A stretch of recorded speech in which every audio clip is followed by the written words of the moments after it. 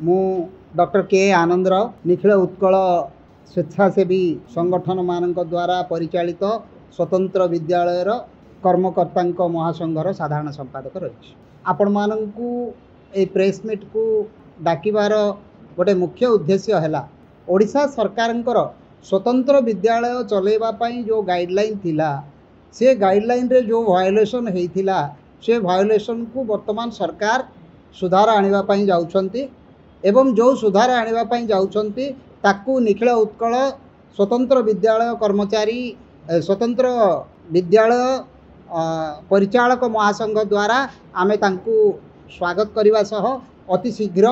ताकू किपरि कार्यकारी करा जाई परिबो सेथिपाई माननीय मुख्यमंत्री माननीय सामाजिक सुरक्षा मंत्री एवं सामाजिक सुरक्षा विभाग अन्यान्य पदाधिकारी मानकू अनुरोध करने संगे संगे स्वतंत्र विद्यालय रे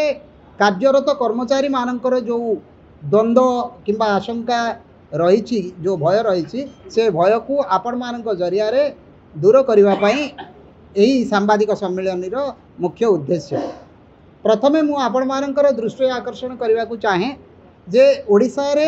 5 प्रकार स्वतंत्र विद्यालय चली। गोटे दृष्टि बाधित पिला मानक निमंते, गोटे प्रकार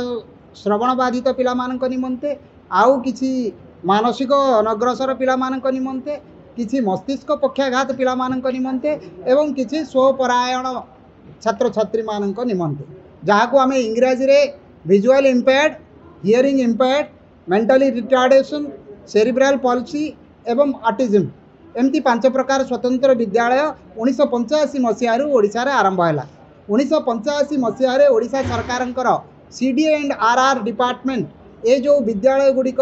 स्थापन है ताकू सरकारी अनुदान दबार आरंभ कले एवं ए विद्यालय गुड़िक परिचालना पाई गोटे गाइडलाइन तैयारी कले। तापर तत्कालीन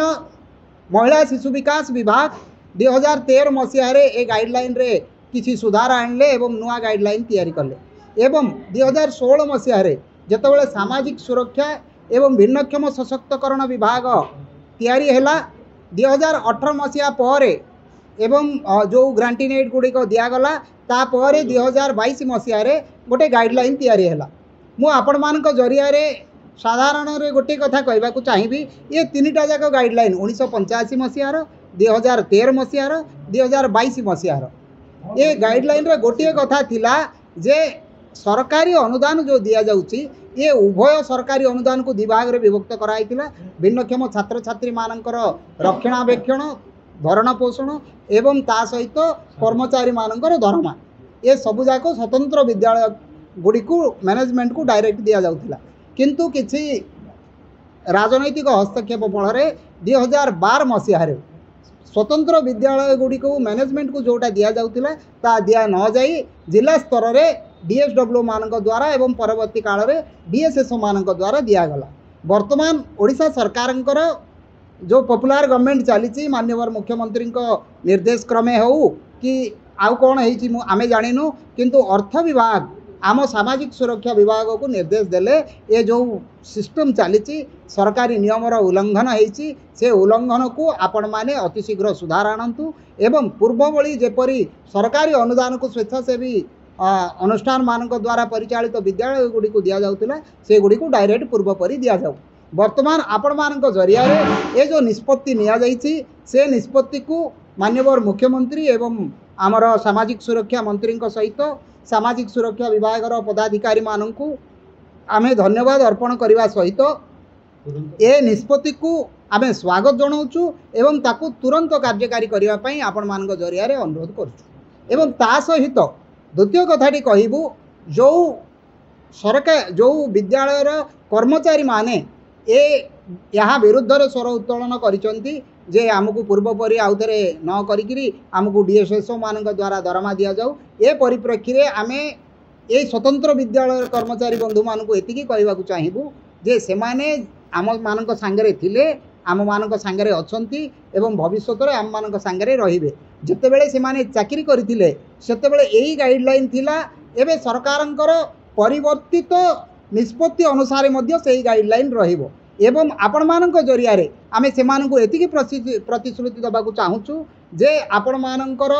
कार्यावली शर्त आपण मानक दरमा सर्त रे आपण मानक पदोन्नति सर्त रे कौनसी परिवर्तन होबार नाही एवं आपण माने जो पिला मानक पई नियुक्ति पाइचंती जो पिला मानकर सेवा करिबा पई पाठ पढ़ाइबा पई दरमा पाउछंती आपण माने निस्वार्थपर भाव रे सेही काम करंतु आमे माने आपण मानक असुविधा समय रे आमे माने आपण मानक संगे अछु एवं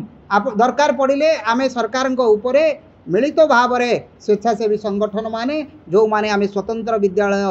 परिचालना करूछु आम माने सरकार उपरे